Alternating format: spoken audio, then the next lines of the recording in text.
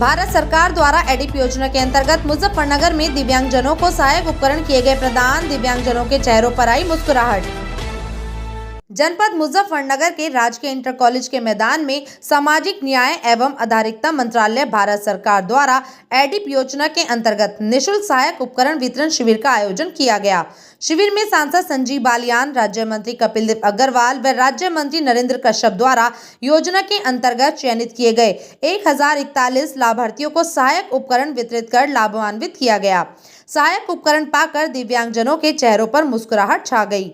शिविर में सांसद संजीव बालियान ने अपने संबोधन में अपने एक कार्यकर्ता दिव्यांग परवीन के बारे में भी बताया और उसे देख अपने अंदर जागे सपने को भी लोगों के बीच साझा किया। उन्होंने कहा उनका सपना है कि जनपद मुजफ्फरनगर में कोई भी दिव्यांगजन अपनी दिव्यांगता को कमजोरी ना समझे बल्कि उसे अपनी ताकत बनाए। इसके लिए वह हर दिव्यांग तक यह सहायक उपकरण उपलब्ध कराना उनकी प्राथमिकता रहेगा। शिविर में दिव्यांगजनों को मोटराइज्ड ट्राईसाइकिल, बैसाखी walking stick, ASM ID kit, श्रवण यंत्र, स्मार्ट कैन, कृत्रिम अंग समेत कैलिपर्स भी वितरित किए गए। भारत सरकार द्वारा संचालित एडिप योजना के अंतर्गत मुजफ्फरनगर के समस्त ब्लॉकों में दिव्यांगजनों को सहायक उपकरण वितरण करने के लिए इस तरह के शिविर का आयोजन किया जाएगा। इसी के साथ सांसद डॉक्टर संजीव बालियान ने कहा कि जो भी दिव्यांग पढ़ाई करना चाहेगा उसको सरकार की योजना के अंतर्गत यह सुविधा भी उपलब्ध कराई जाएगी। कार्यक्रम को सफल बनाने में जिला प्रशासन का पूर्ण रूप से सहयोग रहा। तो इसी क्रम में आदरणीय श्री चंद्रभूषण सिंह जी से अनुरोध करूंगा कि हमारे आज के कार्यक्रम के मुख्य अतिथि महोदय को पुष्प भेंट कर अभिवादन करें। जोरदार तालियों के साथ स्वागत, वंदन, अभिनंदन, अभिवादन।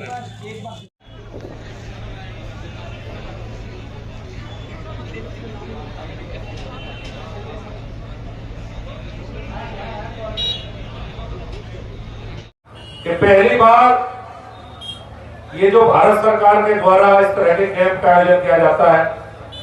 जब 2014 का मेरा चुनाव था तो अकबरगढ़ गांव का एक कार्यकर्ता था प्रवीण। पहली बार उन्होंने उसे हाथ की ट्राईसाइकिल से चलते हुए देखा। मेरा जहां भी कार्यक्रम होता था क्षेत्र में, प्रवीण हाथ से चलाते हुए साइकिल को वहीं कार्यक्रम में पहुंचता था। चुनाव के दौरान मैंने वादा किया कि मैं जब चुनाव के बाद एक बैटरी वाली रिक्शा आपको दिलवाऊंगा। चुनाव हुआ, मैं भूल गया। मुझे लगा 6 महीने बाद प्रवीण मुझे कहीं क्षेत्र में मिला, चरथावल विधानसभा का था, तो मेरे याद आया। तो उस समय पहली बार मुझे पता लगा कि भारत सरकार की मोदी जी ने कोई नई स्कीम बनाई है जिसमें दिव्यांगजनों के लिए सभी उपकरण दिए जाते हैं और जिनमें विशेष रूप से ट्राईसाइकिल है जो बैटरी वाली है और उसमें कुछ हिस्सा सांसद निधि, बाकी भारत सरकार का अलग को जो विभाग है वो देता है। तो पहली बार शायद 2015 के लास्ट में या 16 के शुरू में पहली बार मुजफ्फरनगर में हमने इसी तरह के शिविर का आयोजन किया था और उसमें सभी दिव्यांगजन जो हमारे भाई बहन थे मुजफ्फरनगर जनपद के, उनको जो जो सुविधाएं उनको चाहिए थी और पहली बार मुजफ्फरनगर में बैटरी की रिक्शा उस समय हमने दिलवाई थी। आज वो प्रवीण हमारे बीच में नहीं है, पिछले दिनों उसका देहांत हो गया, लेकिन जब भी कहीं कोई ऐसा आयोजन होता है तो मुझे उसकी याद आती है। मैं आज धन्यवाद। प्रदेश के यशस्वी माननीय मुख्यमंत्री आदरणीय योगी आदित्यनाथ जी के हाथों में आई है।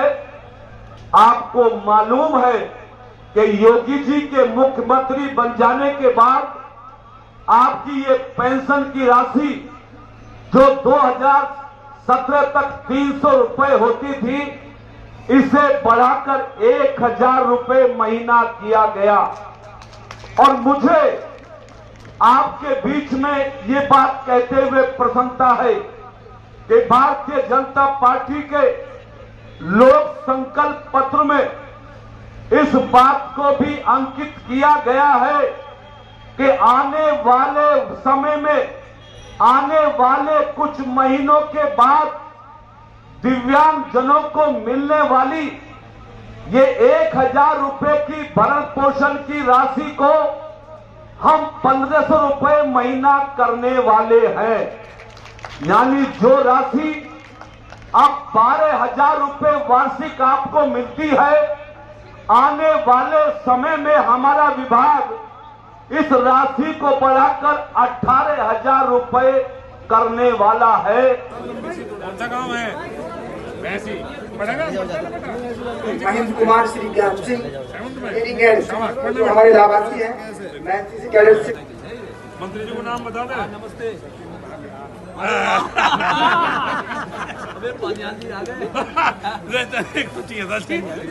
ठीक भाई,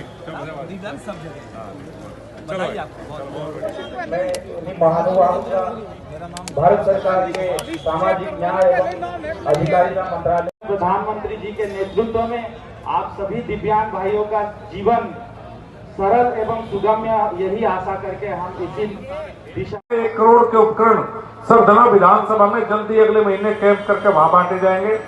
और करीब 50 लाख, आज यहाँ शाहपुर ब्लॉक इसमें सम्मिलित नहीं है, करीब 50 लाख के उपकरण शाहपुर ब्लॉक की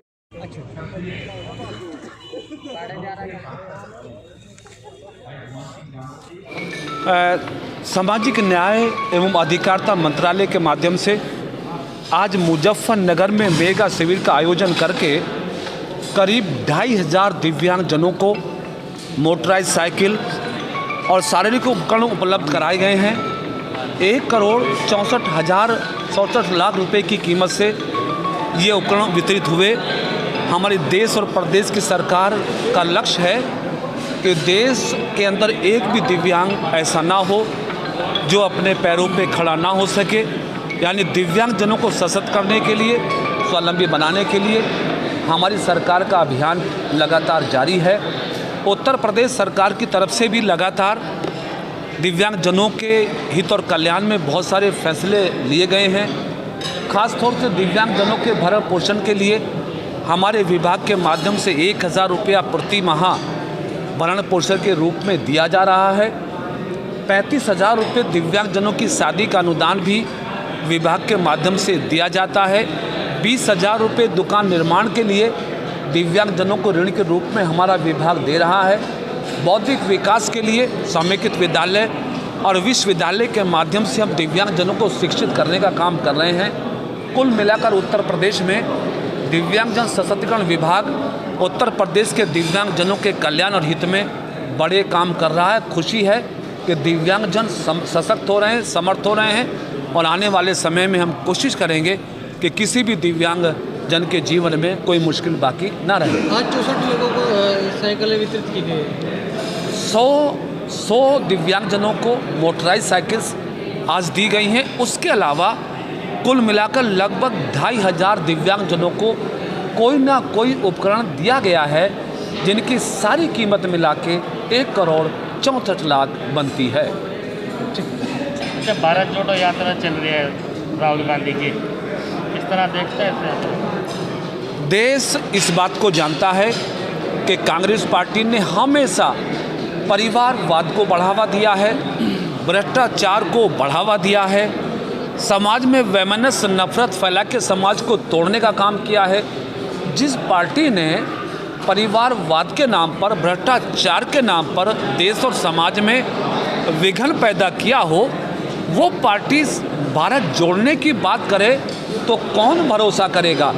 इसलिए किसी को भरोसा नहीं है। देश के लोगों को भरोसा है देश के प्रधानमंत्री नरेंद्र मोदी जी पर, उनके विकास की नीति पर, दुनिया में भारत के बढ़ते हुए प्रभाव पर। इसलिए कांग्रेस पार्टी की भारत जोड़ो यात्रा का कोई अर्थ अब देश में नहीं है।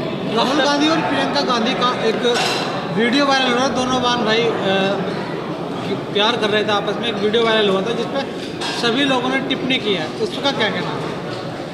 नहीं, चलिए, भाई बहन का मामला है, उसमें टिप्पणी करने की मुझे आवश्यकता नहीं है। लेकिन मैं ये समझता हूँ कि सार्वजनिक स्थानों पर चाहे भाई बहन ही हो, इस तरह का मेरे ख्याल से प्यार का प्रदर्शन उचित नहीं लगता है। ठीक है। पूरे उत्तर प्रदेश में ये यात्रा नहीं निकाली गई है, किस तरह देखते हैं यात्रा को उत्तर प्रदेश?